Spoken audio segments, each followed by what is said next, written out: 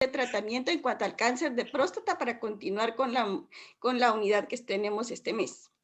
La agenda a tratar son las definiciones, indicaciones y los estudios más representativos de la vigilancia activa versus observación, cirugía, radioterapia externa y o braquiterapia, crioterapia, ultrasonido de alta densidad, quimioterapia, inmunoterapia y hormonoterapia. Los objetivos del presente seminario son revisar las tendencias de tratamiento en enfermedad localizada al momento del diagnóstico, evidenciar indicaciones y factores de la vigilancia versus la prostatectomía, clasificar las terapias de acuerdo a locales, focales y sistémicas. El desafío como médicos en cuanto al cáncer de próstata es identificar qué tipo de pacientes van a tener una enfermedad agresiva, porque en el momento del diagnóstico no se sabe de manera certera quién va a tener un pronóstico agresivo y quién no, porque pacientes que tenemos con el mismo que tienen el mismo curso clínico, digamos, estadio clínico igual, las mismas concentraciones séricas y características de la biopsia van a tener desenlaces marcadamente diferentes. Por lo tanto, identificar qué tipo de pacientes van a tener un mayor riesgo de ser de agresividad y tener la capacidad de identificar este grupo de hombres que lo van a padecer y, o sea, tener la terapia oportuna sin el sobretratamiento debe ser como nuestro éxito como oncólogos. Entonces, para esto vamos a tener ciertas características especiales como las características del cáncer, la edad del paciente y las comorbilidades, la esperanza de vida de acuerdo a algunas otras comorbilidades que nos van a decidir ser más sabios en el tratamiento, es decir, beneficio versus daño. Entonces, como objetivo al momento de tener un diagnóstico es tener una estrategia individual que sea adaptada al riesgo del paciente, analizar médico-paciente, qué es lo que él desea, qué espera del tratamiento y qué esperanza de vida tenemos de acuerdo específicamente al paciente en sí, y con esto vamos a limitar la sobredetección de cáncer de próstata localizado. De hecho, en la literatura lo describen como una sobredetección innecesaria. Lo referían ellos en el sentido de que tenemos que romper el vínculo entre el diagnóstico y el tratamiento, porque si podemos dejar en una vigilancia expectante al paciente y no sobretratarlo, también tiene su beneficio. Entonces, para la enfermedad localizada, estos son los factores pronósticos que vamos a tener en cuenta. La edad, el antígeno prostático específico, el estadio por tacto rectal, las imágenes, el Gleason y la extensión tumoral de acuerdo al resultado de la biopsia. Esto es en el momento del diagnóstico. Y ya con estos factores pronósticos, teniendo este contexto, vamos a empezar a presentar las opciones actuales del tratamiento, que son estos dos, que sería en esto básicamente radioterapia y o braquiterapia sería lo único, por eso se ven 9, pero en realidad son 8. Y el primer punto a tratar es la vigilancia. En los pacientes, la indicación principal de esto en pacientes de bajo y muy bajo riesgo. Las guías NCCN la mencionan como que tengan una esperanza de vida de mayor de 20 años. Se considera un paciente ideal para la vigilancia activa. Entonces, versus la observación o espera vigilante. En la vigilancia activa, pues de acuerdo se diagnostica al paciente, se le determina el Gleason, que si es una Gleason de 6 o menos, y que sea de muy bajo riesgo, y que el paciente no tenga comorbilidades o con una esperanza de vida larga, a este tipo de pacientes se le deja en vigilancia activa, en la cual el paciente se le va controlando el antígeno prostático específico. Y lo que asocian, la diferencia con la observación es que se va a realizar una biopsia prostática. En el primer año del diagnóstico se realizan los antígenos prostáticos cada 3 o 6 meses. Y se hace, en el primer año se hace una nueva biopsia del diagnóstico en el primer año entre 3 y 6 meses para evaluar si no hay modificación del Gleason o una extensión tumoral, y esto es para determinar la agresividad del tumor. Si se mantiene, continuamos en una vigilancia activa y la biopsia se puede realizar cada 2 a 3 años, a menos que tengamos sospecha clínica o elevación del antígeno prostático o datos de alarmas que nos hagan pensar que estamos progresando en la enfermedad. Y en la observación solo se va a evaluar el paciente con el antígeno prostático en la espera vigilante. Y tiene que tener una esperanza de vida menor de 20 años para dejarlos en este tipo. O los pacientes que ya tienen, que ya son mayores, por ejemplo, pacientes que están diagnosticados a los 80 años, solo se les deja en una observación, considerando que podremos no tener una recaída en los 10 años. Entonces, en cuanto a los estudios que nos apoyan para esto, tenemos este primer estudio, que es el estudio PIVOT, el cual fue realizado de noviembre de 1994 a enero del 2002. Estos datos que les voy a presentar son la última actualización, que fue básicamente 20 años después de que fue realizado este estudio. Y tiene una mediana de seguimiento de 12.7 años, pero en total de años de 19.5. El objetivo primario de este estudio fue evaluar la mortalidad por todas las causas. Como objetivo secundario teníamos mortalidad por cáncer de próstata, y los criterios de inclusión para este estudio fueron un cáncer de próstata con confirmación histológica de un adenocarcinoma, un antígeno prostático inicial de 7.8 y que los pacientes fueran aptos para prostatectomía radical. Eso era un punto bien importante, o sea, que estuvieran en estos estadios y que tuvieran menos de 75 años con un centellograma óseo negativo y que el diagnóstico fuera no más de 12 meses previos a la aleatorización de este estudio.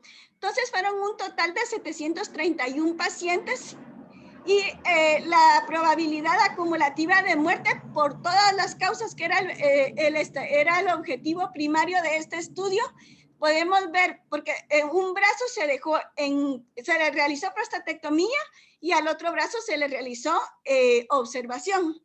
Entonces, con una mediana de 12.7 años, podemos ver que que tuvo una probabilidad acumulativa de muerte de 61.3% en el grupo que se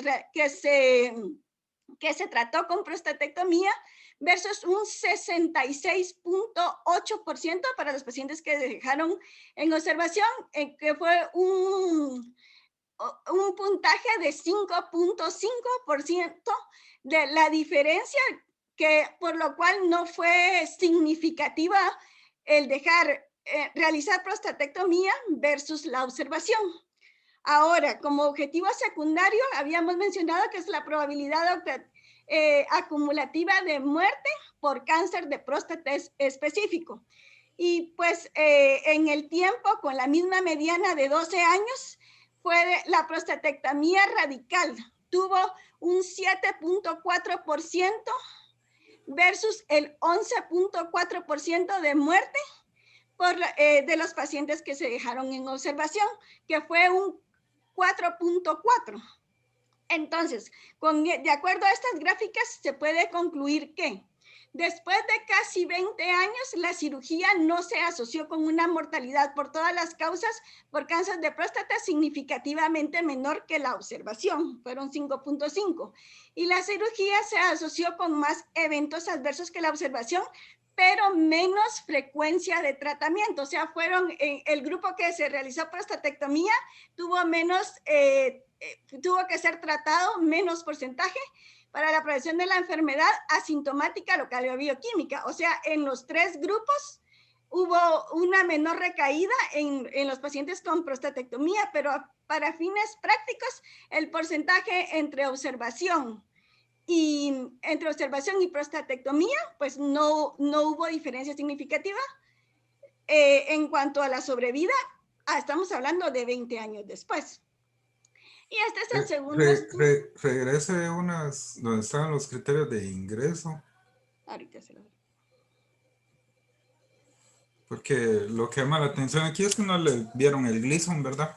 No, en este estudio no, porque no, por el tiempo en el que lo describía el estudio, que en el seguimiento describían eso, que para esos años era el antígeno prostático, era el que no era todavía útil. Perdón, sí. No tomaron en cuenta el Gleason. Pues porque eso lo que habíamos visto, que el Gleason era como la parte más importante. ¿Y será que no lo tomaron? No lo tomaron en cuenta. Entonces, sigamos. Y este es un segundo estudio que fue un seguimiento por largo tiempo de vigilancia activa en pacientes con cáncer de próstata localizado. Este estudio se llevó a cabo, bueno, la primera parte fue de 1995 a 1999 y la segunda parte fue hasta el 2002, fue en total del 1995 hasta el 2002. En total fueron 450 pacientes. Este estudio solo tuvo un brazo. Se incluyeron inicialmente hasta 1999 cáncer de próstata con riesgo favorable o intermedio, pero después de los primeros datos del 2000 al 2002, se vio que el grupo de pacientes que tenía mayor beneficio eran los de riesgo favorable, por lo tanto ahí ya se aleatorizaron solo los de riesgo favorable. Entonces, al grupo de pacientes se le daba una vigilancia y se daba una intervención de tratamiento en el momento en que el antígeno prostático específico tuviera un doblaje de la puntuación menor de 3 años, que hubiera una progresión de Gleason de acuerdo a la biopsia control de la vigilancia activa, o que se evidenciara una progresión clínica inequívoca. Entonces, los objetivos de este estudio, el primario, fue ver la sobrevida global y la sobrevida por causa específica, el tiempo hasta suspender la vigilancia y la tasa de fracaso del antígeno prostático específico. Estos fueron los objetivos secundarios, los últimos 2. Tuvo una mediana de seguimiento de 6.4 años. Entonces, en esta gráfica, que era de las que más significancia tenían, era ver la probabilidad de que el paciente, de que los 450 hombres estuvieran vivos y en vigilancia. Entonces, aún con un intervalo de confianza del 95%, se vio que a los 2 años, el 84% de los pacientes estaban vivos y en vigilancia, a los 5 años el 72% y a los 10 años el 62%, y esto pues se mantuvo en el tiempo, como podemos ver. Entonces, y otro de los objetivos era ver la probabilidad de la falla del antígeno prostático específico. Entonces, de los 450 pacientes, este brazo fueron los que tuvieron, de los que necesitaron una intervención, que en total fueron 125 pacientes. Entonces, y la probabilidad de la falla del antígeno prostático específico en total de la muestra fue del 50% de estos pacientes que progresaron. Entonces, de eso necesitaron 125 y de estos 125, 117 tenían un control de AP posterior, y de estos el 59 tuvo fracaso. Entonces, de los 125 que se trataron, a 90 se le dieron radioterapia, 35 cirugía y 10 terapia sistémica con terapia de privación androgénica. Y la mediana hasta el fracaso del antígeno prostático específico fue de 48 meses. Repita esa gráfica otra vez. Ese es el grupo de pacientes que progresó. Fueron que 125 progresó, ajá, por antígeno. Que tuvieron falla al antígeno. Entonces, 125 tuvieron terapia definitiva. De estos 125 que tuvieron 17, que tuvieron tratamiento definitivo, 117 pacientes tenían antígeno prostático como control que documentara la falla. Entonces, de estos 110... que no les bajó el antígeno después de que se operaran o que fueran a radioterapia. O que fueran a radioterapia, ajá. No y les entonces bajó. Perdón. Sí, no les bajó.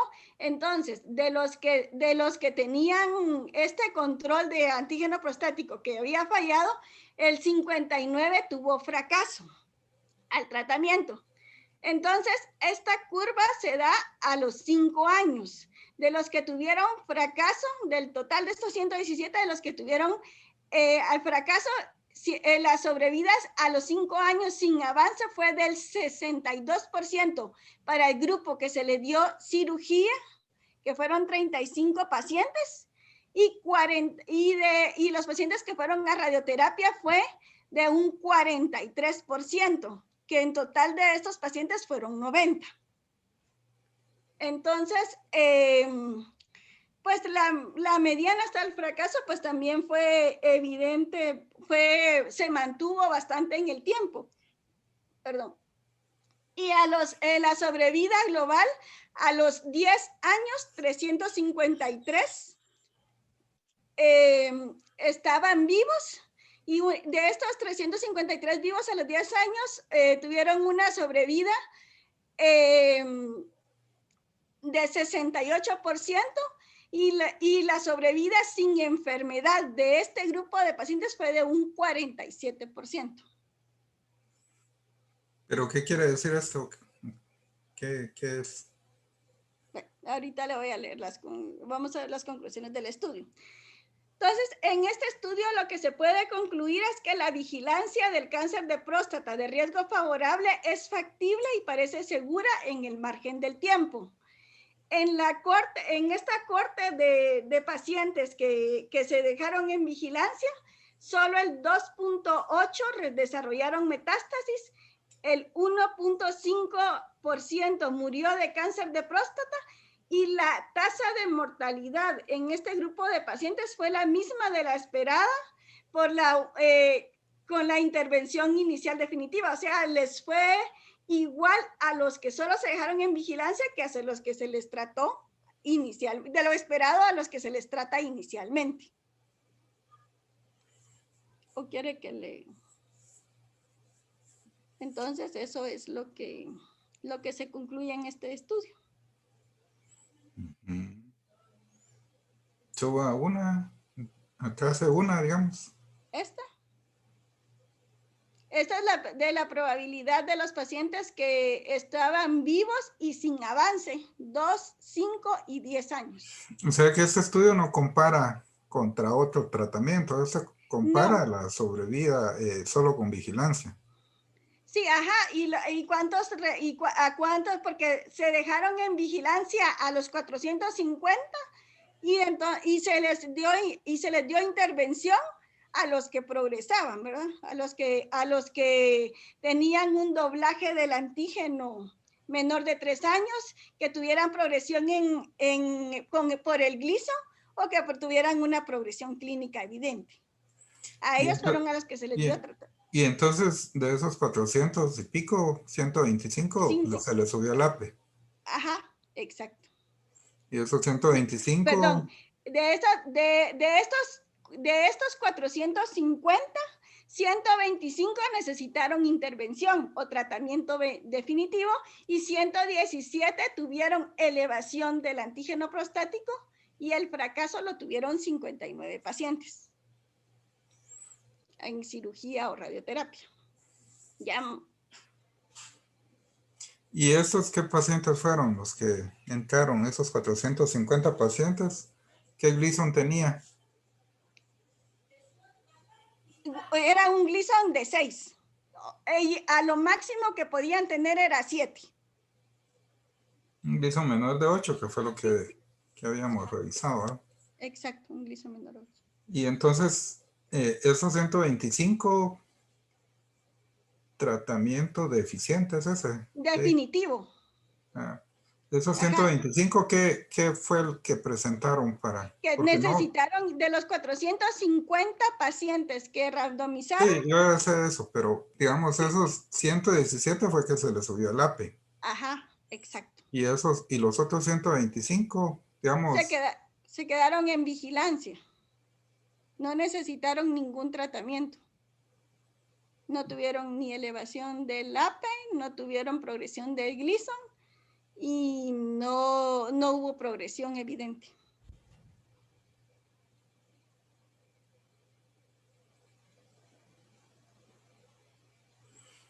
o sea que a los 450 es que no le entiendo otra. Estos 125 siguieron igual. Estos Fueron 125, en observación. no, digamos, de los 450 menos 125 fueron los que se quedaron en observación. Por eso, esos fueron, ni recayeron, ni necesitaron otra intervención, No, esos nada. 125. Sí, exacto. Eso ni lo hubiera puesto. Y de esos 117 progresaron Exacto, al antígeno. con APE. Y esos 59, entonces a estos 117 o se operaron o se les dio radioterapia. Ajá, 90 radioterapia, 35 cirugía y 10 terapia de privación androgénica. Pero ahí no dan 117.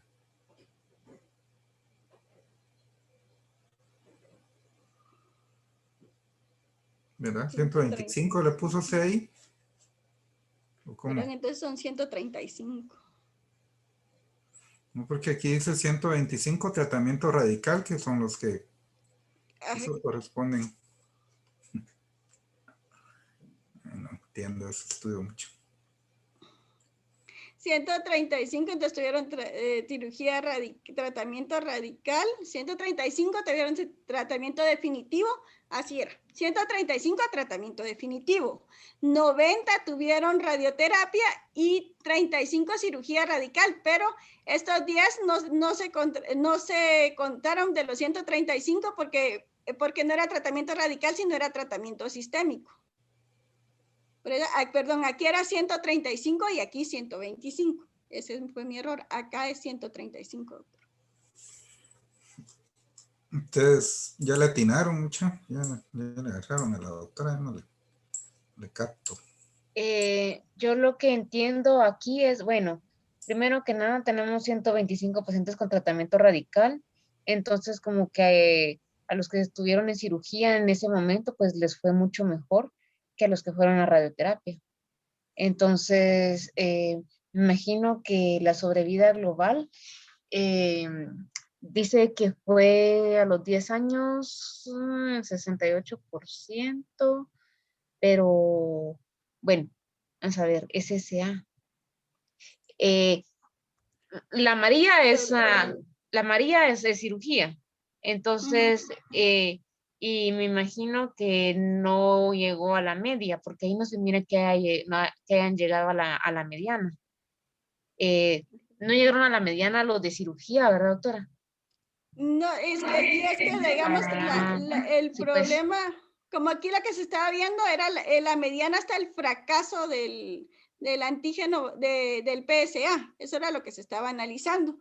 Y pues, sí, perdón, hubo que las de cirugía como que tuvieron menos respuesta, pero lo que sí es de ver aquí es que solo 35 fueron a tratamiento quirúrgico y 90 fueron a radioterapia. Los brazos sí son como muy...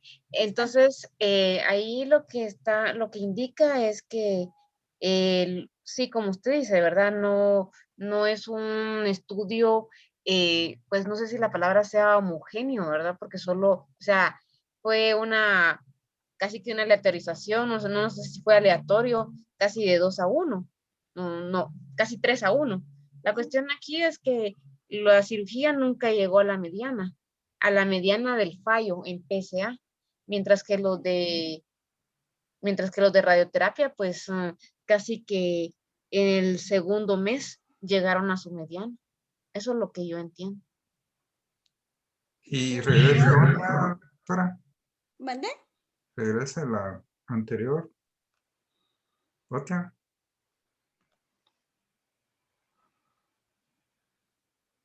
Esa es la primera de este estudio, ¿verdad? Sí. Entonces eran pacientes con cáncer de próstata, riesgo favorable e intermedio. Ujú. Aquí se les midió el antígeno prostático durante 3 años, ¿ok?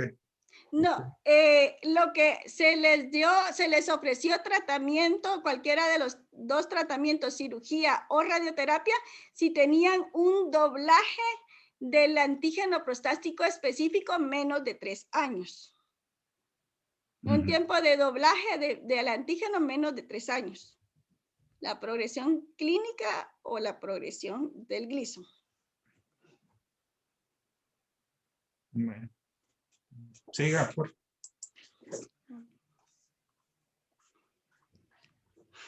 Y pues, ¿qué pruebas podemos ofrecer a los pacientes que se encuentran en vigilancia activa? El antígeno prostático que inicialmente se va midiendo durante el primer año, cada 3 meses, y luego si tenemos antígenos que se mantienen bien, podemos espaciarlo un poquitito más, como cada 6 meses. El examen rectal que se debe hacer anualmente como parte de la vigilancia, y la biopsia prostática, que en el primer año se hace la inicial y durante el año se hace una segunda, y si no, pues cada 2 o 3 años, de acuerdo al antígeno prostático, se realiza esto. Así se da la vigilancia activa. ¿Cuándo parar la vigilancia? Cuando el paciente tiene una esperanza de vida menor de 10 años, de acuerdo a sus comorbilidades, o que tengamos una evidencia de progresión de la enfermedad. Y de acuerdo a los estudios, ¿qué premisas podemos decir? Que la relación entre el índice y mortalidad de estos es de 6.4, entre la incidencia y mortalidad es de 6.4, y se necesitan tratar con prostatectomía versus radioterapia 48 pacientes para evitar una muerte. Por lo tanto, la vigilancia activa es un buen...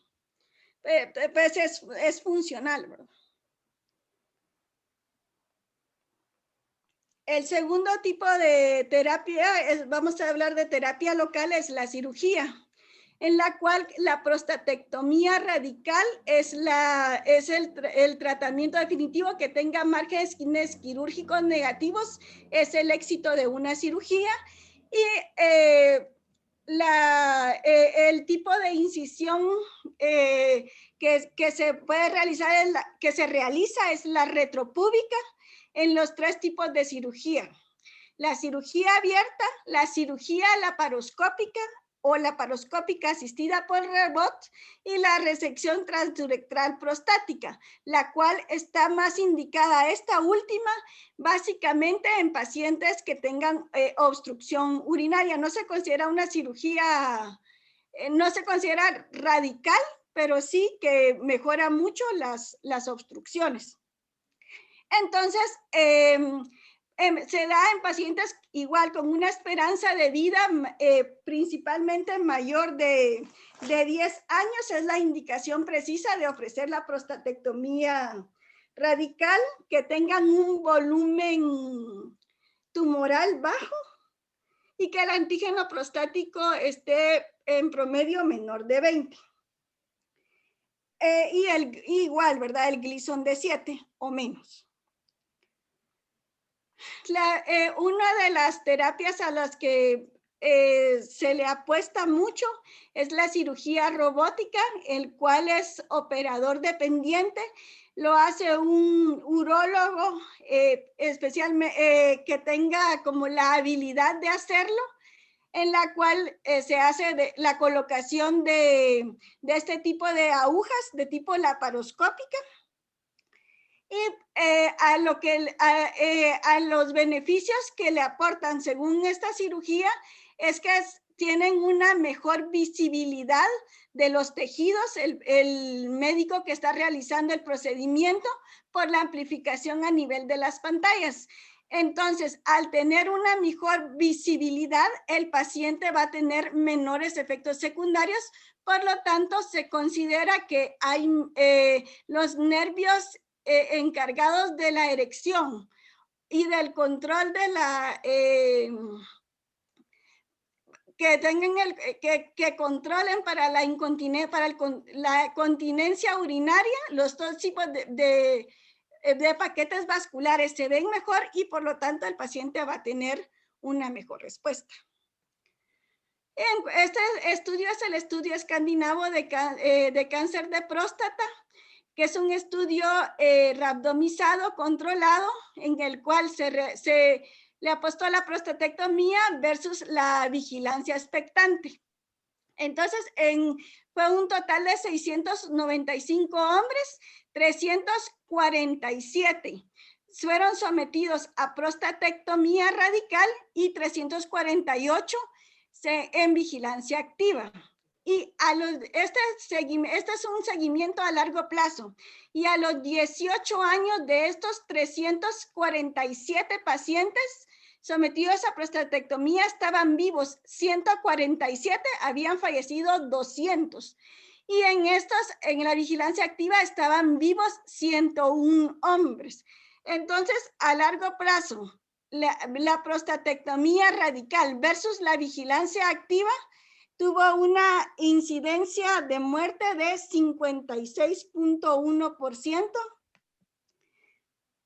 lo cual pues fue estadísticamente significativo y se mantuvo en el tiempo. Entonces, versus la vigilancia, o sea, se mantuvieron y no se considera que hubiera como una mejor respuesta, una mucho mejor respuesta, someter al paciente a la prostatectomía y sí, con importantes efectos secundarios. Entonces tuvo una mediana de seguimiento de 12.8 años y a los 15 años la reducción del riesgo absoluto de muerte por cáncer de próstata fue de 6.1 después de la autorización de la prostatectomía versus la espera vigilante. Entonces, lo que se infiere con este estudio es que deben aleatorizarse 17 pacientes al azar para prostatectomía, para la prostatectomía para evitar una muerte versus la vigilancia activa. Entonces, aquí lo que podemos concluir pues es que apoya mucho que la vigilancia activa es un buen parámetro y se necesita sobretratar a muchos pacientes para lograr, para evitar una única muerte. Y otra de las cosas más, otra de los contras que tiene la prostatectomía es que un 2% tienen alto riesgo de tener trombosis, trombosis por el secundario al tumor, que no obtienen ningún beneficio con el hecho de tener profilaxis antitrombótica y sí le da un riesgo mucho mayor de sangrar al paciente que se le da profilaxis antitrombótica, que puede llevarlo a la muerte también. Entonces, un 2% de estos pacientes también tiene riesgo de muerte como efecto secundario de la trombosis. El tercer tipo de terapia que tenemos es la radioterapia, que es también parte de la terapia local, radioterapia externa y la braquiterapia. Dentro de la radioterapia vamos a tener tres tipos. Pedro. ¿Estás, Pedro? ¿Qué manda? Y entonces, ¿a qué grupo? Porque ya vimos que tanto la observación como la cirugía son buenas, pero parece que con la cirugía tenés que operar a muchos para salvar a uno, ¿verdad? Tenés que operar a 17 para salvar a uno. Así es, ¿verdad, doctora? Sí, doctor. Entonces, ¿a quién le recomendáramos? ¿Cuál sería el perfil del paciente que le recomendás vigilancia y a quién le decís no, mejor opérese? Pues en lo que ha presentado la doctora, pues yo lo que entiendo es que no hay diferencia, doctor, entre la operación y vigilancia. Bueno, o No, sea, sí, ¿verdad? Que era lo que hablábamos de la vigilancia activa. O sea, lo que pasa es que la vigilancia activa no quiere decir de que no vayamos a no tratar a los pacientes. Eventualmente van a recurrir. Lo que pasa es que por ejemplo, como mostró la doctora, por ejemplo, a los 5 años les va igual. Los operemos o les demos vigilancia activa a los pacientes que son de bajo riesgo, algunos de intermedio y algunos que son de muy bajo riesgo. Entonces, el objetivo de la vigilancia activa es retrasar el tratamiento para evitar las comorbilidades en los pacientes. Entonces, por ejemplo, la recomendación es que si tengo a alguien de muy bajo riesgo, que tenga más de 20 años de esperanza de vida, eso quiere decir, la vigilancia activa quiere decir que cuando el paciente recaiga le vamos a dar tratamiento porque va a cambiar su riesgo. Por eso lo que se hace es el Gleason y el PSA y el tamaño tumoral, que son los criterios que van haciendo el cambio de clasificación de riesgo. Entonces, la vigilancia activa, por eso es activa, ¿verdad? Porque en algún momento van a recaer y en ese momento es que está indicado dar la cirugía o la radioterapia o lo que sea, o el tratamiento secuencial que se le va a dar cuando se convierta en alto riesgo. Y por eso es de que los pacientes que tienen una esperanza de vida menor de 5 años, lo más probable es que se van a morir de cualquier otra cosa menos del cáncer de próstata, porque generalmente en los pacientes de bajo riesgo, de riesgo intermedio, también los pacientes en esos 5 años, pues no hay mayor cambio, ¿verdad? Y si en algún momento cambia, como en el análisis de la curva de la progresión del PSA, se ve que se transforma de riesgo, entonces pues ya lo cambias al brazo de tratamiento. sí, eso es lo que se habla ahora, que muchos pacientes, como dice el doctor Mario Castro, se mueren con cáncer de próstata, pero no del cáncer de próstata, porque de hecho en un análisis ven que la mayoría de los pacientes de cáncer de próstata mueren de enfermedades cardiovasculares. No. O sea que mi pregunta es, ¿a qué pacientes? Pacientes mayores, ¿Cuál es el perfil del paciente? pues paciente que tiene más de 20 años de esperanza de vida, de muy bajo riesgo, de riesgo bajo o de riesgo intermedio. Es el candidato del paciente.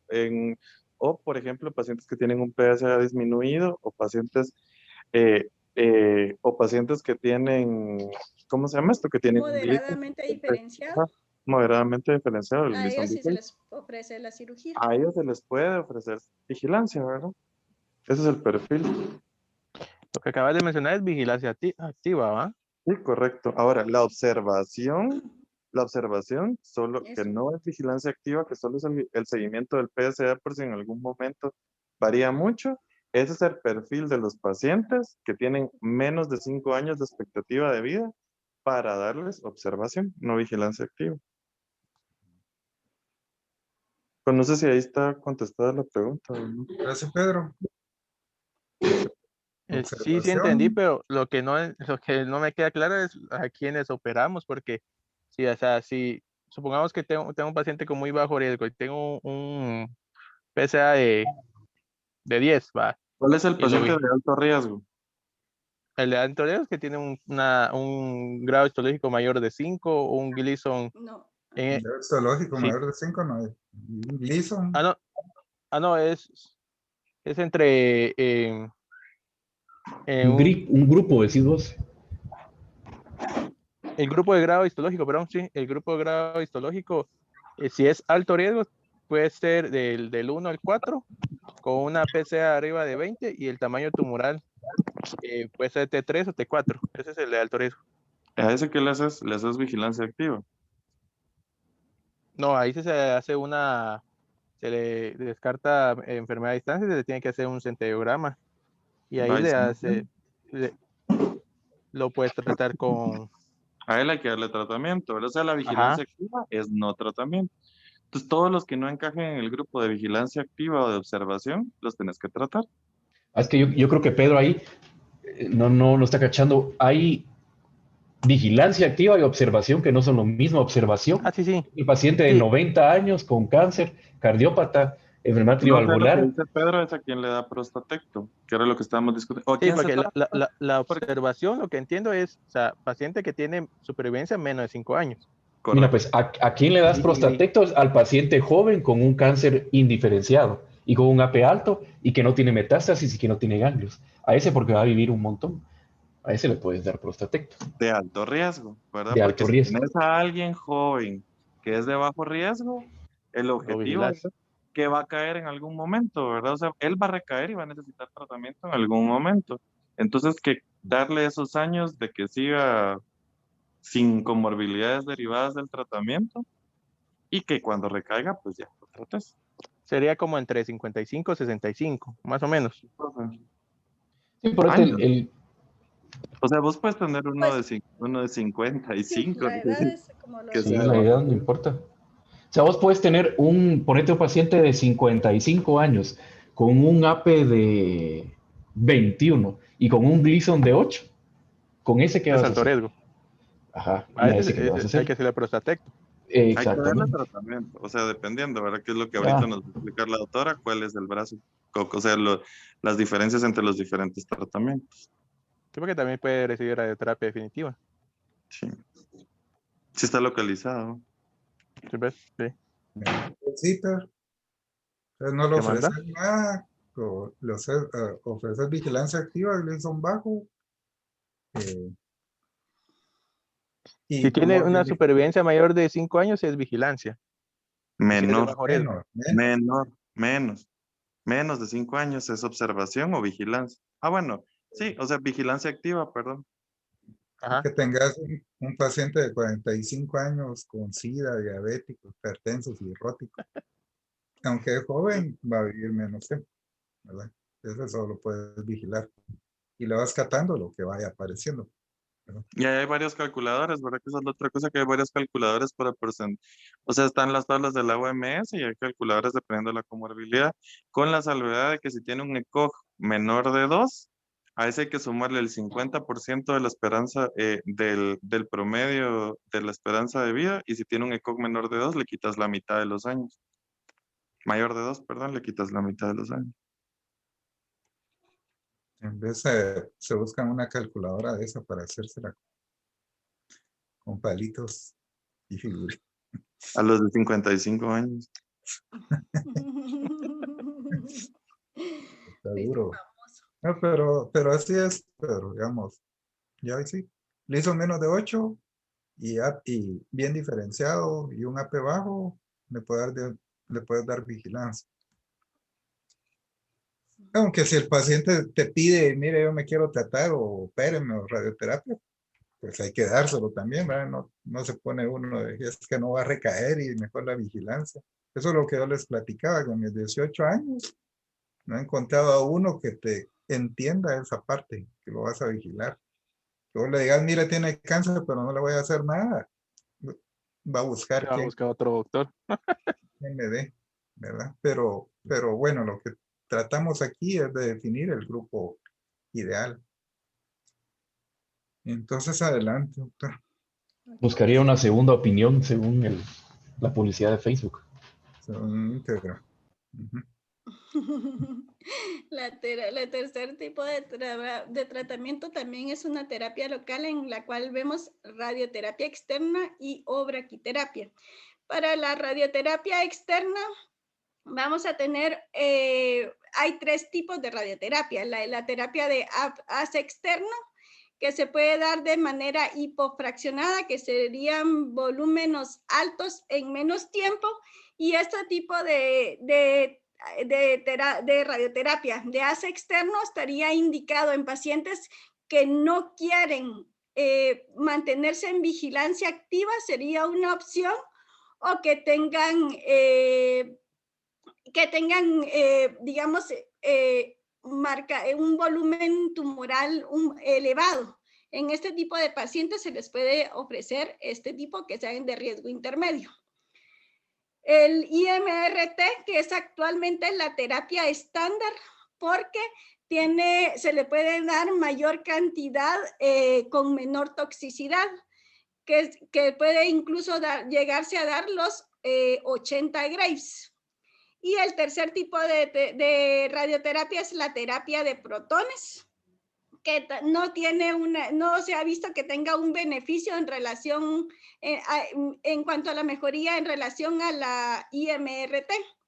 Entonces, radioterapia o braquiterapia sola, una u otra, son buena opción en pacientes que tienen un riesgo bajo, que la velocidad del aumento del antígeno prostático específico que haya cierta elevación, que no vaya como, que no sea tan rápida la elevación del antígeno, que tengan una lesión dominante en los estudios de imagen y que tengan un mayor volumen de la enfermedad, de lo que se puede evidenciar radiográficamente, documentado por biopsia. En ellos puede dar o radioterapia o braquiterapia. Y la combinación de las dos, radio más braquiterapia, lo vamos a dar en pacientes con riesgo intermedio y riesgo alto. Entonces, esto que lo quise traer, ¿verdad? Ya conforme vamos pasando ya en los centros de radioterapia, vamos a ir viendo. Aquí se ve cómo se van. Estas son las agujas que se insertan a nivel de la próstata. Esta es la imagen, estos puntos rojos que vamos viendo acá son las agujas que están ya insertadas, que se ven en estudios de imagen de 3D. Y las podemos ir viendo de forma tridimensional para ver la buena colocación. En esta imagen podemos ver la fuente que va a entregar la braquiterapia, que es al final la fuente es como un granito de arroz del mismo tamaño y de forma muy similar, que es lo que va a entregar finalmente la fuente, que va a ir a entregar el tratamiento, ¿verdad? La radiación. Entonces se colocan las agujas y tienen numeración y esas letras, esto es para hacer más fácil la colocación de estas agujas, porque por ejemplo en pacientes que tienen de bajo riesgo, a veces se necesitan 2 aplicaciones de braquiterapia, que serían como mañana y noche, para poder recibir el tratamiento. Entonces, para que la alineación quede exactamente igual, es que se colocan de la misma manera. Y pues la forma de colocarlos es a través de ultrasonido, y la forma de ver cómo queda la colocación ya es a través de imágenes de 3D. Entonces, los porcentajes de curación y ventajas sobre la cirugía, que eran de las cosas que nos hablaron el viernes pasado, prostatectomía total, pues es la mejor cura. La radioterapia externa y la cirugía tienen igual sobrevida libre de progresión, y dentro de las ventajas que se les puede dar a la cirugía es que es un procedimiento menos invasivo, que tienen menos complicaciones. Las ventajas de la radioterapia, no las ventajas de la cirugía. Perdón, en relación a la cirugía, son menos complicaciones de disfunción eréctil e incontinencia urinaria. Esas ventajas las ofrece la radioterapia, porque sí se dan este tipo de complicaciones, pero en el tiempo mejoran los pacientes que reciben radioterapia versus los de la prostatectomía, ¿verdad? Aunque urología dice que no tiene mayor complicaciones de este tipo.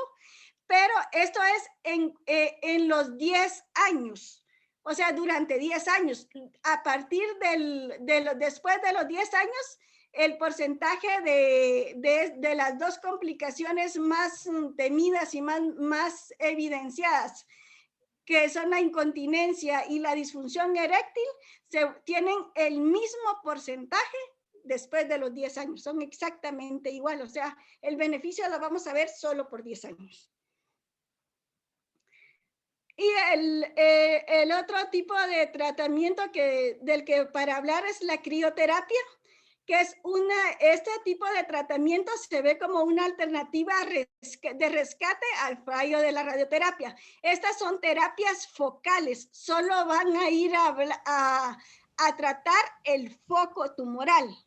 Entonces, Solo, doctora, ¿mande? entonces Pedro, ¿y a qué paciente les da radio?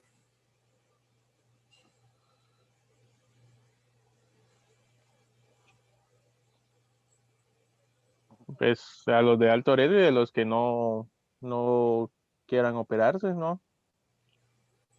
Exactamente, los mismos que los operas o los que no quieran operarse. Y nosotros siempre nos vamos más por a mí me llamaba la atención lo que dijo el doctor Pérez la otra vez, que ellos hacían un total de 10 prostatectomías radicales por año. Me pareció bien bajo el número, bien bajito, ¿verdad? Entonces, la radioterapia, como no necesita cirugía, pues va siendo como algo más adecuado. Regrésese a lo de las radioterapias, doctora. ¿Más antes? Ah, no, ese es el del prostatectomía. Acá. Y entonces la radioterapia que da el IX para tratamiento de cáncer de próstata, ¿cuál es? ¿De ACE externo? Ah, sí, pero es MRT, 3D, BIMAP. Es 3D. Luis.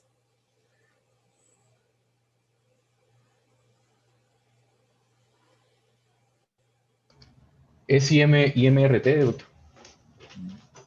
De hecho, el IX tiene autorizadas todas las radioterapias, ¿verdad? Habitualmente lo que hace Hope es que les da IMRT a todos, pero creo yo que así como la Esperanza les da 3D. Entonces siempre tiene un poquito más de efectos adversos por la cantidad de radiación que tiene a los órganos. ¿Y cuál es la diferencia adyacentes, entre una 3D y la IMRT?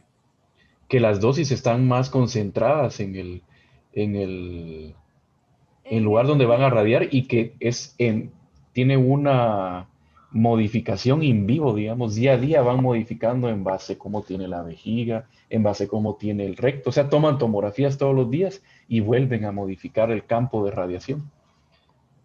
Y mayor protección a los órganos de riesgo, que es otra de las cosas bien importantes. De ahí el nombre de intensidad modulada. Buenas. Y esa es como la diferencia entre el otro lugar que está en la zona 15, que no tiene o sea, no puede realizar estudios de imágenes porque no tiene dónde hacerlo, sino que manda a Hope o a otros lugares a hacer las primeras imágenes para hacer el planeamiento. Solo les quería comentar como información de cultura general que Hopi y la Asunción son de los Es mismos. lo mismo. ¿Verdad? La Esperanza sí no es lo mismo, creo yo.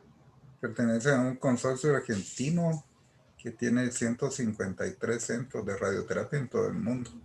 En toda América y más o menos 50 en los estados. O sea que ellos van como imbuyendo. Alguien hace su clínica de radioterapia y ellos se la compran. ¿Verdad? Es lo que pasó con Hopi. Entonces, es eso. La diferencia de costo es abismal, ¿no? Si ustedes se la quieren ir a hacer por sus pistolas. Una radioterapia 2D, yo digo que les saldrá como unos 28,000. Una 3D como unos 75,000. La IMRT como 100,000 cobran, ¿verdad? Entonces sí es, digamos que para fines prácticos todas cobran igual, ¿verdad? Y de repente va a tener un poco más de proctitis o cistitis, pero no se compromete la curación. Hasta donde yo sé, aunque ellos dicen que sí, siempre hemos insistido en que presenten los estudios para ver las tasas de curación. De curación. Y no los muestran. Y en realidad, como uno ni se ocupa de eso, pues tampoco las he buscado, pero pero eso es lo que te recalcan, ¿verdad? Y para otra cuestión es que el acelerador lineal 3D, BIMAP e IMRT es el mismo, ¿verdad? Es el mismo aparato. Lo que varía son los software que utilizan, ¿verdad? Esa es como la parte que es caro estar actualizando el software. Que ahí en el guarda los encuentra uno, en el CUM. Por si querés, Pedro, ir a poner a Cobán. A Shela, Pedro, yo te compro el programa. Entonces, y terapia de protones que no hay aquí en pero no se ve que tenga una, que sea mejor a la IMRT, por ejemplo. No se ve que es una mejor respuesta. Entonces, sigamos. Bueno, y la cuarta, que es ya nos vamos a las terapias focales, ya salimos de las locales, entramos a la focal, que es alternativa de rescate al fallo de la radioterapia. Y, como solo nos vamos específicamente al foco tumoral, tiene sus indicaciones precisas, son en volúmenes tumorales bajos, que van del 30 al 40, y del 20 al 30, perdón, y definitivamente menos del 40.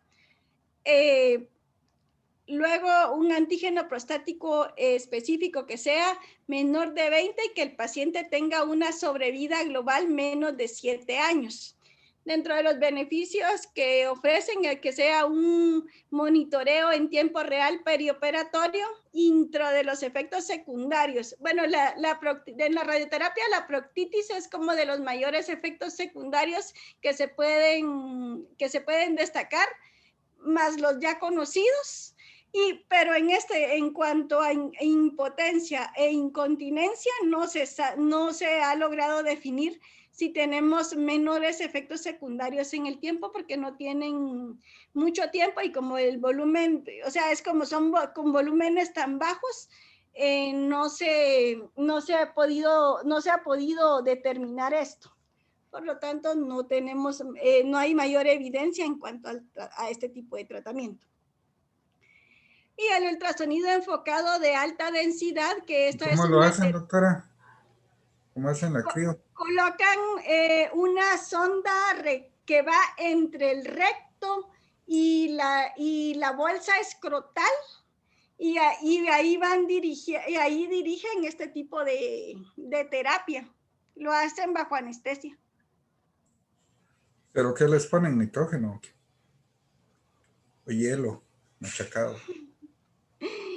Eso sí no me recuerdo, doctor. Le mentiría. No me recuerdo, lo leí, sí, pero ahorita no. Le mentiría. No me recuerdo, sinceramente. Pero se lo voy a buscar y se lo voy a decir.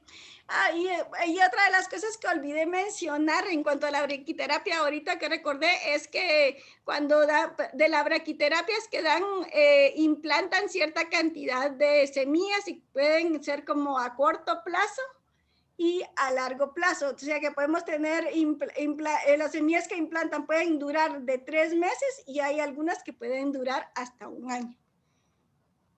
Ahora, en cuanto al quinto tratamiento, que también es una terapia focal, es un ultrasonido enfocado de alta densidad.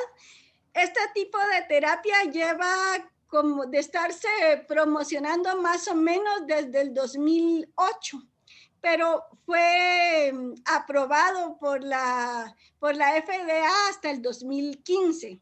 Es basado en el calor, utilizando una sonda rectal, y se dirige al rayo al tejido canceroso. Tienen que ser estadios clínicos bajos, que sean de T1 o T2, y que el paciente haya fallado a la radioterapia. No, a largo plazo no se ha podido determinar si hay algún beneficio en cuanto a la sobrevida global. Por eso es que inicialmente, hasta antes del 2015, los pacientes de Estados Unidos tenían que salir a otros países a recibir este tipo de terapia, y ya pues a partir del 2015 a 2016 ya se logró esto. Y los efectos secundarios, si hay menos Incontinencia e impotencia tampoco se ha podido determinar. Y hablando pues ya un poquitito más de las terapias sistémicas, Y vamos a ese tener... tampoco leyó la historia, cómo lo hacían. ¿Cómo se les ocurrió hacerlo? No, solamente sus indicaciones. Sí, esas partes como que se las sacó de un panfleto, que no dicen tanto.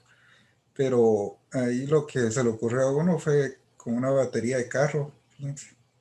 Hizo los electrodos y se los empezó a poner a los ratones, ¿verdad? Pero con una batería de carro. ¿Verdad? Es por medio de calor, y el mismo tratamiento también se puede usar en hepatocarcinoma también. Así. Y a los ratones, digamos, se los empezó a hacer. ¿Y por qué se le ocurrió que era una terapia para próstata? Era específicamente para los pacientes tenían volúmenes tumorales de este tipo de tumores, ¿no? No sé cómo se les ocurrió. Creo que era un poco de sadismo. No tenía mucho que hacer, dice usted. Bueno, vamos a leer esa historia entonces y se las cuento. El sexto tipo de tratamiento, bueno, hablando ya de las terapias sistémicas, vamos a tenemos la hormonoterapia, quimioterapia, radiofármacos, la terapia dirigida, inmuniterapia y fármacos modificadores de huesos. Entonces, para la terapia sistémica está indicada actualmente, de acuerdo a las guías, en volúmenes tumorales altos y que pacientes que tengan enfermedad metastásica. La terapia de deprivación androgénica es como la médula o la columna para el tratamiento de cáncer de próstata metastásico. Entonces, lo que se preguntó este investigador, Christopher Sweeney, era si al dar en concomitancia, porque eso ya era cáncer de próstata metastásico resistente a la castración, así era como se manejaba la quimioterapia previamente. Entonces, él se preguntó si dar docetaxel en pacientes hormonosensibles daría como resultado una sobrevida global más prolongada. Y fue así como llegamos a este estudio, al estudio Charter, del cual ya nos hablaron hace 2 días, que fue un estudio prospectivo en el cual en total la muestra fue de 790 pacientes, 400 fueron dados a terapia de deprivación androgénica y 390 terapia de deprivación androgénica más quimioterapia. Y el objetivo primario de este estudio era la hipótesis de que la mediana de la sobrevida global sería un 33% más largo entre los pacientes que recibieron docetaxel añadido al principio de la terapia. Y entonces, como resultados en cuanto a la sobrevida global para ver el objetivo primario, es que definitivamente sí. A los pacientes que tuvieron docetaxel más terapia de deprivación androgénica tuvieron una mediana de sobrevida global de 57.6 meses versus un 44% en terapia de deprivación androgénica sola. Y pues al inicio podemos ver que en el primer año pues las curvas se mantienen. Vemos una separación importante de las curvas hasta los 5 años, básicamente, y ya básicamente en los 72 años ya podemos ver que nuevamente se vuelven a entrecruzar las curvas, pero pues el beneficio durante los primeros años se mantiene, que son los primeros 5 años, que al final es lo que queremos, ¿verdad? Prolongarla. Y entonces, esto es en enfermedad hormonosensible. Y este estudio es un estudio más viejito Y que fue... solo para que a Pedro se le quede, doctor. Entonces, ¿a quiénes consideramos para este tratamiento? Pacientes con alto volumen. O sea, ¿Cómo? O sea, Los pacientes los pacientes que tenemos por primera vez con un grupo de muy alto riesgo con enfermedad etapa clínica 4, sensible a la castración con alto volumen. Y se le da, ¿Qué se le es? inicia una vez el bloqueo hormonal con docetaxel. Definido el alto volumen como qué, Pedro. Son 4 lesiones o más que son extrapélvicas con 2 lesiones extraaxiales y o lesiones viscerales. Ujú. Ahí está. Entonces, adelante, doctor. Y este es un estudio en el cual es un estudio mucho más viejito que el Charter, que es un estudio mucho más actualizado, pero ese es basado en el principio de que la mitoxantrona más la prednisona en cáncer de próstata avanzado mejoraba en los pacientes con enfermedad avanzada o metastásica, los dolores articulares.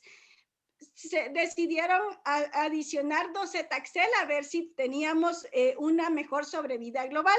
Entonces, este estudio se realizó de marzo del 2000 a junio del 2006. En total fueron 1,006 hombres y se dieron intervención a 3 brazos. En el primer brazo se utilizó prednisona 10 miligramos por día, mitoxantrona 12 miligramos metro cuadrado cada 3 semanas. El segundo grupo también utilizó los mismos 10 miligramos de prednisona, el docetaxel a 75 miligramos metro cuadrado cada 3 semanas, y el tercer grupo utilizó el docetaxel, pero de forma semanal. Los 3 utilizaron prednisona, 30 miligramos metro cuadrado, entonces era semanal durante 5 semanas, y esto lo dábamos cada 6 semanas. Entonces el objetivo primario de este estudio fue la sobrevida global. Los objetivos secundarios fueron el dolor, los niveles de antígeno prostático específico y la calidad de vida. Entonces, en los resultados podemos ver en esta curva de Kaplan-Meier la sobrevida global para los 3 brazos. Entonces, el brazo que recibió docetaxel semanal tuvo una sobrevida de 17.4 meses. El brazo que recibió mitoxantrona, 16.5 meses, que es el más bajito, y el que recibió docetaxel cada 3 semanas tuvo una diferencia de la sobrevida de 18.9 meses. Por lo tanto, la diferencia entre la mitoxantrona y el docetaxel semanal, pues se vio una diferencia que fue estadísticamente significativa y que se mantuvo a través del tiempo. Y este es un estudio de los que se basa la guía NCCN para mantener. Pero la mitoxantrona, pues actualmente sí tiene indicación en los pacientes que ya van teniendo resistencia al docetaxel. Igual a los pacientes que ya van teniendo resistencia al docetaxel como segunda línea de terapia androgénica, pues se sugiere la utilización de cabazitaxel, ¿verdad? Que no lo tenemos pues dentro del Seguro Social, pues es como segunda línea de tratamiento ya cuando ya no tenemos respuesta a los taxanos. Ahora vamos a entrar a las terapias biológicas, y dentro de estas tenemos el sipuleucel, que es una vacuna, que es una inmunoterapia celular activa autóloga. Entonces, para este estudio se utilizaron 341 pacientes y que fueron aleatorizados en relación 2:1. Y entonces, este es un estudio fase 2, multicéntrico, doble ciego, en el cual se quería ver si había reducción del riesgo de muerte basado en lipoleucel versus placebo. Y lo que se logró concluir en este estudio, que es un estudio fase 2, es que hubo un riesgo relativo de reducción de muerte de un 22% en relación al placebo, y esta terapia es considerada una categoría 2A cuando los pacientes ya son resistentes a la castración y ya recibieron quimioterapia.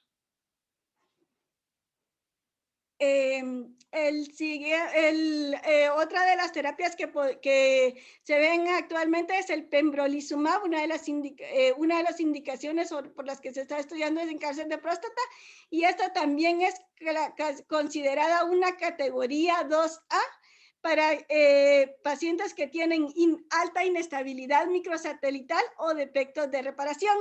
Y para esto pues tenemos el estudio, el KEYNOTE 199, que es un estudio fase 2 en el cual tuvieron cáncer de próstata resistente a la castración metastásico.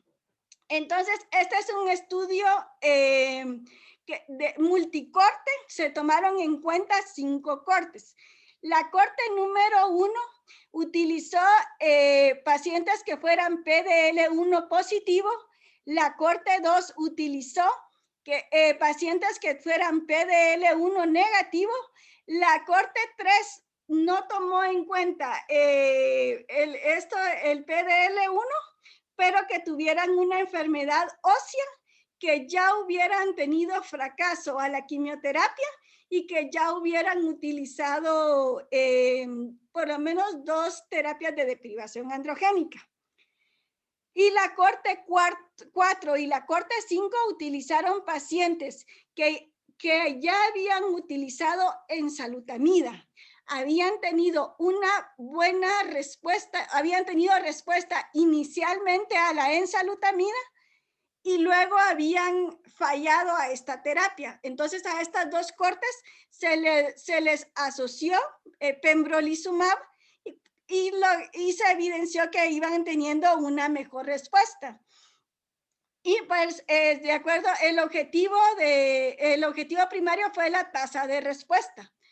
Entonces, la tasa de respuesta objetiva. Entonces, a los resultados que tenían en el ASCO, la corte número 1 tenía PDL1 positivo, una tasa de respuesta positiva del 5%, y en la corte 2 un 3%, que eran los PDL1 negativos, y en las otras 3 cortes no se había alcanzado aún la tasa de respuesta objetiva. Y la última terapia de la que vamos a platicar es la hormonoterapia. Entonces, para hablar de la hormonoterapia... ¿Se puede usar el pembro? ¿No se puede usar? ¿Cuál fue la conclusión de esto? Pues lo que hasta donde iban es que los pacientes de las cortes 4 y 5 sí mostraron un beneficio en cuanto a la no está asociación. Publicado todavía. ¿Qué mandé? No está publicado todavía. No, yo no lo encontré, doctor. Hasta donde yo revisé, no lo habían alcanzado todavía. Pero lo que sí describían como en lo que habían publicado en ASCO es que sí nuevamente habían una respuesta en las cortes 4 y 5 del asociar pembrolizumab a la enzalutamida, pero todavía no tenían tasas de respuestas objetivas. Mario, que es el cazador de datos, no sé si tenga otra data al respecto. No. ¿Continúo? Sí. La otra terapia, el octavo tratamiento es la hormonoterapia, la cual la podemos ofrecer en cáncer localmente avanzado y metastásico, de acuerdo al tipo de tratamiento, de acuerdo al momento en el que se diagnostique el paciente, ¿verdad? Podemos ofrecerlo en los diferentes estadios de la enfermedad.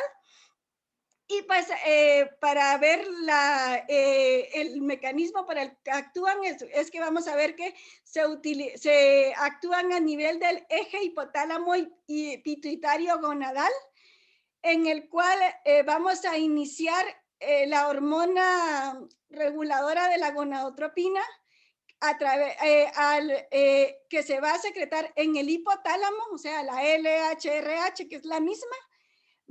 Entonces, esta se va a secretar y va ahí y va a drenar hacia la pituitaria, la cual va a tener, va a secretar por esta estimulación la folículo estimulante, que va a ir a actuar a nivel de las células de Sertoli y también va a estimular la hormona luteinizante, que va a ir a actuar a través de las células de Leydig.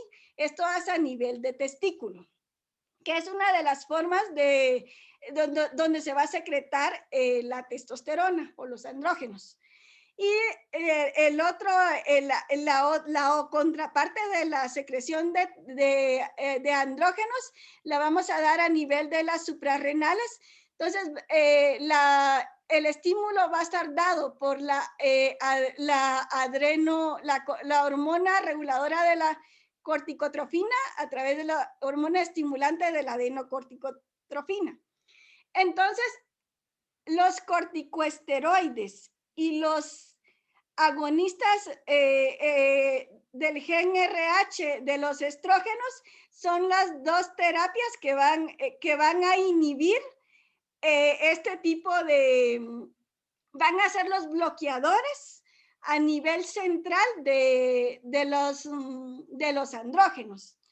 Y ya actuando más a nivel periférico, vamos a tener este tipo de tratamiento que va a dar específicamente ya a nivel de la testosterona, en el cual vamos a tener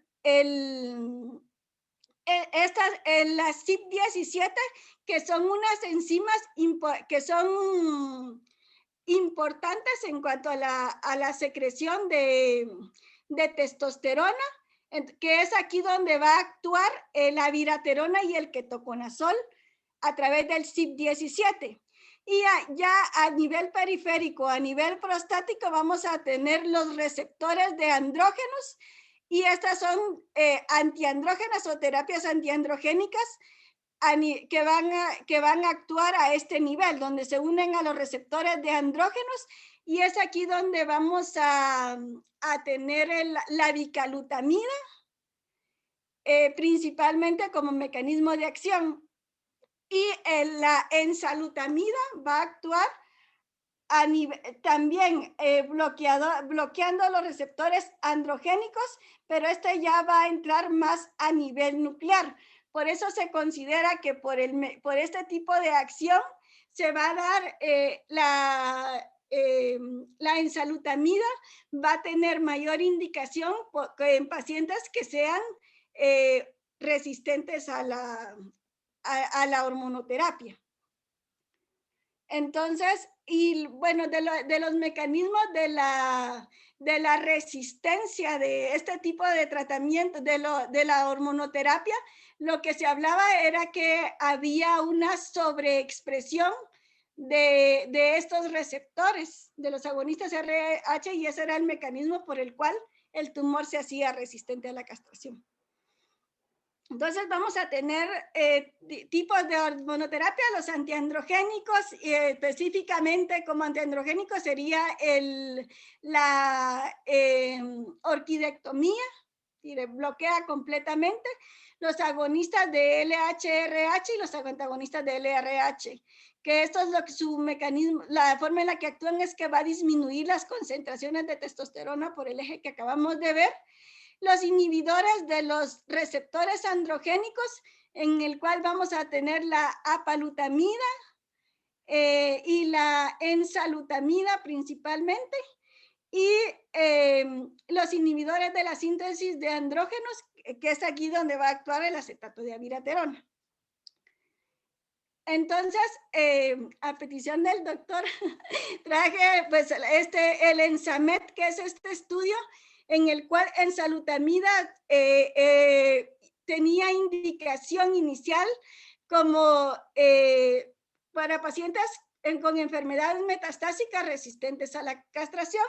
Y en este estudio lo que sería ver qué pasaría o qué resultados se obtendría si se pusiera como de primera línea en comparación con la terapia estándar, que serían terapia de privación endogénica en pacientes que fueran sensibles a la castración. Entonces, es un estudio que se llevó a cabo de marzo del 2014 hasta 2017, fase 3, aleatorizado, etiqueta abierta, multicidades, se tomaron en cuenta 83 sitios. El total de pacientes en este estudio fue de 1.125. Dentro de los criterios de inclusión fue que tuvieran cáncer de próstata, un adenocarcinoma confirmado histológicamente, que fuera metastásico, que ya fuera documentado por centellograma óseo, por tomografías o por tenesio 99, por los 3 o por uno de los 3, que fuera sensible a hormonas, que tuviera un ECOG de 0 a 2 y que tuviera, que hubiera tenido una supresión de la testosterona hasta 12 semanas antes de la aleatorización. Tuvo una mediana de seguimiento de 34 meses y dentro de los objetivos de este estudio, el primero era determinar los efectos del tratamiento temprano con ensalutamida sobre la sobrevida global, y en la sobrevida, el objetivo secundario estaba la sobrevida libre de progresión, ya sea por antígeno prostático específico o por progresión clínica, y los eventos adversos del mismo. Entonces, la intervención, recordemos que eran 1.125 hombres, y era como la premisa era detectar un riesgo de muerte 25% menor en el grupo de ensalutamida versus la terapia estándar que tenía, que era el TDA. Entonces, un brazo se tenía 563 pacientes que recibieron ensalutamida 160 miligramos por día. Se continuó la supresión continua de testosterona. Y de los pacientes, bueno, esto se los voy a explicar después. Y el segundo grupo eran 562 pacientes con fármaco antiandrogénico no esteroideo, bicalutamida, nilutamida o flutamida, que tuvieran supresión continua de testosterona. Entonces, en ambos grupos no se le podía dar a los pacientes que tuvieran indicación, que se consideraba pues se podían dar 12 Taxel, en promedio 6 ciclos, y finalmente, como en una enmienda, se aprobaban incluso 12 ciclos. Entonces, en el grupo del grupo de ensalutamida o grupo A, de los 243 pacientes que tenían indicación de ensalutamida, lo recibieron 159, 6 ciclos. Y de los pacientes del grupo del brazo B, de los 238 que tenían indicación, lo recibieron 181 pacientes. Y entonces, en cuanto a la sobrevida global, no se había podido alcanzar esta sobrevida a los 3 años, pero de acuerdo a las curvas de Kaplan-Meier, se dio un estimado en promedio de una sobrevida global de 80% con 94 eventos para el grupo de ensalutamida versus 72% con 130 eventos para la terapia estándar. Entonces, al inicio, hasta los 12 meses, podemos ver que ya se va viendo una mejor respuesta de la ensalutamida en primera línea en relación a la terapia estándar. Y esto también es un estimado de la sobrevida global por antígeno prostático específico, que era el primero de los objetivos secundarios. Entonces, esto también se infiere que tuvo la ensalutamida por PSA tuvo un porcentaje de sobrevida libre de progresión de 67% versus el 37% que es una terapia estándar. Y en cuanto a la progresión clínica, podemos ver inferido igual a los 3 años que el grupo de ensalutamida tuvo un 68% versus un 41% de la terapia estándar. Por lo cual podemos concluir que tanto en la sobrevida global como sobrevida libre de progresión, hasta el momento se infiere, no tenemos datos finales, pero se infiere que sí vamos teniendo una mejor respuesta de la ensalutamida en pacientes hormonosensibles como primera línea. Y este estudio, pues ya habíamos platicado de estos estudios en la clase previa, en el cual en el Titán, pues la palutamida más ADT, que con un riesgo de sobrevida progresión radiográfica del 52% y de la segunda progresión del 83% para el grupo de ensalutamida versus 74% para el grupo placebo. Entonces, el estampado del que habíamos hablado es en el cual incluye avirotenona versus ADT solo, que es como el similar al Ensameta actualmente, pero acá tenemos los resultados ya como más maduros. La combinación tiene una sobrevida global de 83% versus 76%. Y en el grupo de ensalutamida tenemos un porcentaje del 80% versus el 72%, haciendo hincapié que es una sobrevida estimada a los 3 años. Pero hasta el momento, pues aunque sea el 3%, vemos un mayor beneficio en el grupo que es para el grupo de acetato de abiraterona, que es la secuencia que se concluyó hace algunas semanas en la clínica de tumores, que se iba, digamos, a la progresión de la enfermedad. Íbamos a utilizar inicialmente acetato de abiraterona. Sí, luego sí, a la progresión dábamos en promedio 6 ciclos de docetaxel si el paciente tenía un buen performance, status, y luego ya como de última línea sería la ensalutamida. Es como la secuencia que actualmente tenemos dentro del Seguro Social. Y pues dentro de las conclusiones del presente seminario es que enfermedad localizada y de bajo riesgo al diagnóstico, la vigilancia activa se indica básicamente para evitar el sobretratamiento. En los pacientes y de acuerdo a las guías en riesgos intermedios y altos se debe valorar versus prostatectomía versus radioterapia, que ya bien nos había concluido el doctor Pedro. La vigilancia debe dejarse para el bajo riesgo, pero hay que tomar en cuenta factores pronósticos. Debe considerarse la indicación de prostatectomía, indicando al paciente los eventos adversos establecidos del procedimiento, y añadir terapia de privación androgénica a la radioterapia, que es en pacientes que tienen volúmenes tumorales un poquitito más elevados. Para hacer una prostatectomía con disminución del volumen tumoral, pues no hay una significancia estadística en darlo neoadyuvante versus adyuvante o en el momento de inicio de la radioterapia.